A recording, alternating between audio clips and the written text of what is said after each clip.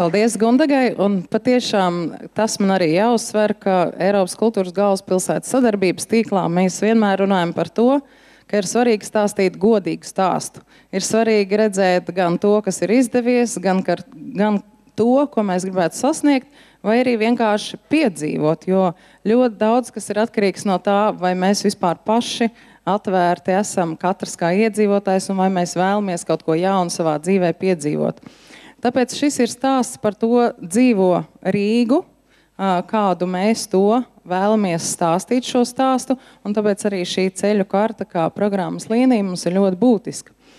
Šeit es redzēju vienu jautājumu auditorijā, bet es tiešām vēlētos, lai mēs ļoti ātri to uzdodam un mēģinam ātri atbildēt, jo mums tiešām arī jādodas tālāk programmā. Es teikšu ļoti ātri, es ceru, ka es pieņemu, ka es neesmu vienīgais cilvēks klausītājos, kas noklausoties to Gundagas teikto, cerēja, ka būs arī Turku piemērs, un mēs arī varēsim dabūt gidus, kas mums arī dos tikpat aizraujošas ceļojumus pa šīm kopienēm. Paldies! Es domāju, ka daudz no mums, kas šeit zālē sēž un pārstāv ļoti dažādas Rīgas apkaimes, varētu katrs arī par tādu gidu kļūt. Un tagad es gribētu dot vārdu patiešām arī Rīgas studentiem un Rīgas iedzīvotājiem, jo viņi ir nākamā stāsta varoņi. Un tas ir mūsu viens no pilotu projektiem ar nosaukumu Pagalma talkas, un tas patiesi vislielākā mērā apliecina to, ko Rīgas iedzīvotāji kaimiņi, vienas mājas kaimiņi var izdarīt, ja viņi labi saņems, un ja viņi redz arī sadarbību, un studenti viņiem nāk talkā. Tā kā es aicinātu tagad studentu komandu un Baibu no Maskavas ielas Pagalmas stāstīt kopīgi savu stāstu.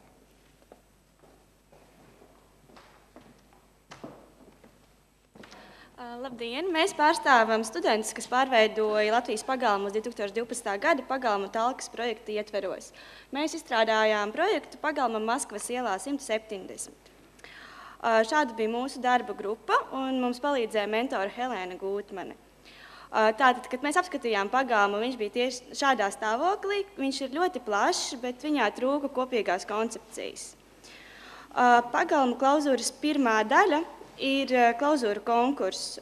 Mūsu lielā grupa tika sadalīta divās mazākās, un katra grupa izstrādāja savu priekšlikumu, kā pārveidot šo Pagalmu.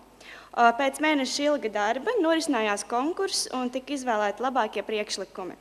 Tajos jau atspoguļojās Pagalma konceptuālā vīzija un arī galvenie elementi, kurus vēlējāmies tur ievietot. Pēc konkursa noslēguma sākās darbs tieši pie idejas izkristalizēšanas un tehniskajiem risinājumiem. Darba gaitā mums kā studentiem bija interesanti tas, ka mēs varējām vērot, kā projekts no pašas idejas pārtop par reālu projektu līdz pašām beigām. Un mūsu darbā, protams, liela atbalsts sniedz mentori ar savu pieredzi un padomiem. Šeit var redzēt plānu, kāds tapa mūsu pagalmam. Mūsu ideja bija veidot saules pagalmu, gaišu un košu, tāpēc galvenais elements ir smilšu kaste, ap kuru radiāli tiek kārtoti pārējie elementi. Labvakar! Es nedaudz pastāstīšu par to, kas notika īsti talkas dienā un ko mēs paveicām. Īstenībā jau no paša attīstības sākuma mēs centāmies pagalmu veidot draudzīgu visām vecuma grupām. Un pirmkārt jau padomājām par pašiem mazākajiem pagalmu iedzīvotājiem, proti bērniem. Veidojām dažādus rotaļu elementus, smilšu kasti, dažādas spēles, kāpelējumos baļķīšus. Un, protams, padomājām arī par vecākajiem pagalmu iedzīvotājiem. Atjaunojām vecos un uzlabojām un uzstādījām jaunus soliņus. Tos papildinājām ar atkritumu urnām, ļoti koši veidotām un saskaņotām ar mūsu saules koncepciju. Tad veidojām arī dažādus mākslinieciskus un dizainiskus elementus. Šeit jūs varat redzēt piemērus, kā piemēram šo dekoratīvo rāmju kompozīciju, perforētā skārda elementu kompozīciju, daudzfunkcionālu terasi, armatūras žogu, kas tā kā norobežoja pagalmu no apkārtējās vides. Tad veidojām arī dažādus apstādījumus un puķu dobes. Vispār tā kā talkas dienā iedzīvotāji strādāja kopā ar studentiem un kopīgi pārvērta šo pagalmu, iesaistījās visas vecuma grupas, gan bērni, gan vecāki arī iedzīvotāji. Un tad kopīgiem spēkiem mēs tā kā strādājot kā viena komanda, viens otru pilnveidojām un papildinājām jau esošās idejas. Nu jā, un šeit jūs varat redzēt, kā pagalms izskatījās no sākuma un kāds tas izskatījās, kāda noskaņa valdīja pēc pagalma konkursa. Nu jā, un paldies!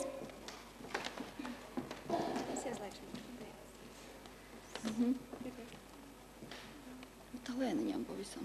Es pati varētu ar šo paciņu slēgt uz priekšu. Viņas ies vai viņas jāslēg? Pašas ies. Labdien, es esmu Baiba Giptere un pārstāvu asociāciju Latgales priekšpilsētas attīstībai. Man tiešām liels prieks piedalīties šā gada fórumā par apkaimi kultūru, jo visas Eiropas kultūra pašā pirmsākumā veidojas no apkaimi kultūras un katra atsevišķā pagalma kultūras. Tāpēc es īsumā runāšu par vienu mazītiņu solīti ceļā uz šo te Eiropas Savienības galvaspilsētu 2014. gadā. Tā kā Eiropas projektos par apkaimi un kaimiņu sadarbību piedalos jau no 2008. gada, tad pieredze jau uzkrājusies diezgan liela. Mūsu apkaimi ir Maskavas Forštate, bet nevis tā Maskavas Forštate, kur patīk saukt varas iestādēm Spīķeru rajonā, bet gan īstā tā, kas ir Maskačka.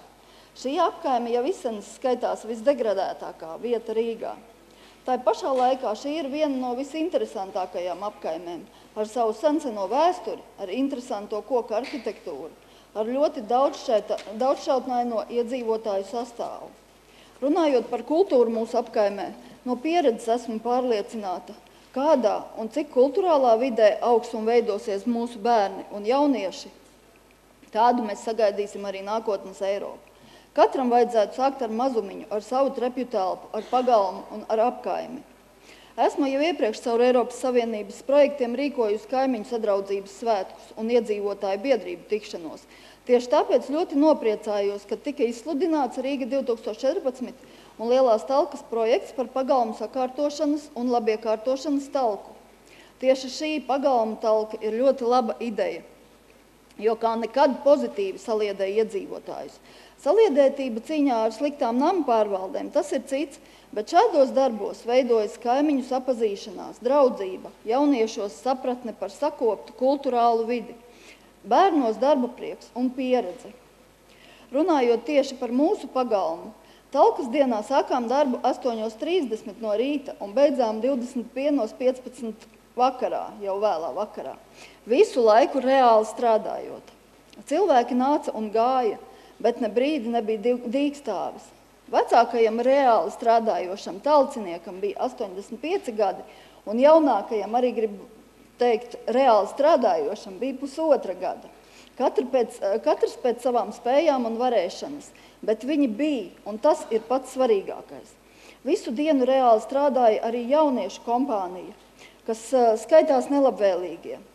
Ja agrāk kaut ko salauzt vai izspārdīt bija viņu ikdiena, tad pēc talkas tieši šie jaunieši ir pagalma aktīvākie aizstāvi un kārtības uzturētāji. Pie mums ir viesojušies arī dažādi, tā teikt, viesi, gan no dažādām citām apkaimēm Rīgā un ārpus Rīgas, un tālākie viesi, kas ir tieši viesojušies mūsu pagalmā, ir no Tallinas domas vesela delegācija, apmēram 15 cilvēku sastāvā. Tā kā tas mūs ļoti priecēja un bija patīkami. Šoruden ar īpašu prieku uzzināju, ka atkal talkas konkursā uzvarējis mūsu blakus kaimiņu pagalms, kuram tieši es ļoti daudz palīdzēju pieteikumu rakstīšanā. Pie manis jau ir griezušies vairāki citi apkaimes biedrību priekšsēdētāji ar vēlmi rakstīt pieteikumus un piedalīties šajā pašā nākošā gada konkursā. Tātad nākošā gada konkursā, cerams, atkal būs kāds no mūsu tieši Maskavas Forštates pagalmiem, kurš ļoti ceram, kad arī būs, tā teikt, vinnētāju vidū. Ļoti ceram arī uz sadarbību ar Latgales priekšpilsētas izpildu direkciju, kuru pagaidām ar lielu nožēlu jāsaka, izrāda īpašu neieinteresētību šīs apkaimes attīstībā un kultūras līmeņa celšanā. Pa solītim kopīgi ar Rīga 2014.